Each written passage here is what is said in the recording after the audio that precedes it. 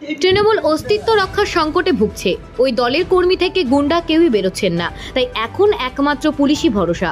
বিরোধী দলনেতা শুভেন্দু অধিকারীর ভাড়া বাড়ি থেকে হিরণের আত্মসহায়কের বাড়িতে পুলিশি হানা দিয়ে এমনই প্রতিক্রিয়া দিলেন বিজেপির নেতা দিলীপ ঘোষ।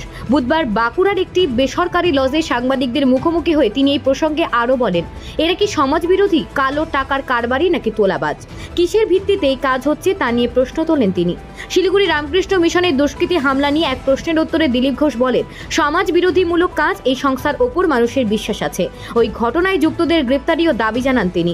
একই সঙ্গে এদিন দিলীপ ঘোষ ফের দাবি করেন, রাজ্যের 30 আসনে তারাই জিতবেন। সেই লক্ষ্যে এই রাজ্যে নরেন্দ্র মোদী, অমিত শাহরা ভোট প্রচারে আসছেন বলে তিনি জানান।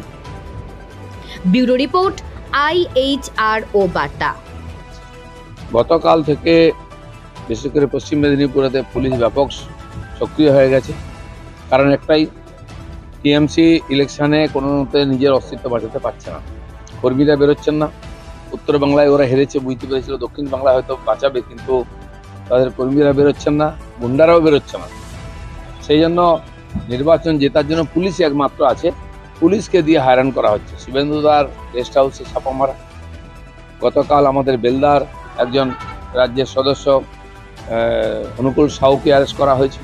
কাল রাতে খড়গপুরে একজন মন্ডল প্রেসিডেন্ট শ্রী রাওকে অ্যারেস্ট করা হয়েছে, বাড়ি থেকে তুলে নিয়ে যাওয়া হচ্ছে।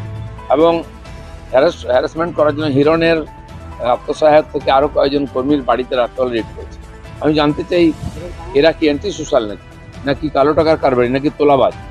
কিসের আধারে ধরা? কোনো কাগজ না দেখে পুলিশ বাড়িতে গিয়ে হ্যারাসমেন্ট করছে, কর্মীদের ভয় দেখানো, ডিস্টার্ব করা। নির্বাচনে একটাই উদ্দেশ্য, কারণ টিএমসির এছাড়া বাঁচার কোনো রাস্তা নেই। যাই হোক, এটা অ্যান্টি সোশ্যাল কাজ। রামকৃষ্ণ মিশনের মতো একটা সংস্থা, যার উপরে কোটি লোকের বিশ্বাস আছে, বহু বছর ধরে যারা কাজ করছেন বিবেকানন্দের নামে, তারা প্রতিষ্ঠিত, সেই সংস্থা এরকম সমাজবিরোধী ক্রিয়াকলাপ হবে, সরকার কি জানি দেখবে? যেই করুক তাকে ধরতে হবে, সাজা দিতে হবে এবং এই ধরনের বদমাইশি বন্ধ করতে হবে। কে মাসলম্যান, কে সাপ্লাই করছে, আমাদের কিছু যায় আসে না। রামকৃষ্ণ মিশনে কেউ হামলা করবে, এটা বাংলার লোক মেনে নেবে না। রাজভবনের ব্যাপার রাজভবন বুঝবে, সেটা নিয়ে আমাদের কিছু বলার নেই।